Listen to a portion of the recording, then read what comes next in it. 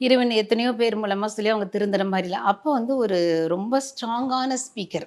ரொம்ப வல்லமையான பேச்சாளர் அப்படின்னு அப்படி இருக்கிறவர் தான் ஒருத்தர் யோனா அப்படின்னு பேரு. அவர் பேரு. அப்போ யோனாக்கு வந்து கடவுள் வந்து அசரீரியா பேசுறாரு. யோனா, நீ போய் அந்த பட்டணத்தில இருக்க மக்களுக்கெல்லாம் வார்னிங் குடுத்து, கடைசியா ஒரு வார்னிங் குடுத்துரு.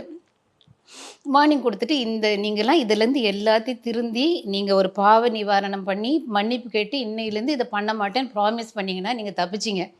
இல்லன்னா, இந்த டேட்டு, இந்த நாளு, இந்த டயத்துல கரெக்ட்டா அந்த ஃபுல் நாட்ட வந்து நான் அழிச்சிருவேன் அப்டிங்கிறாரு.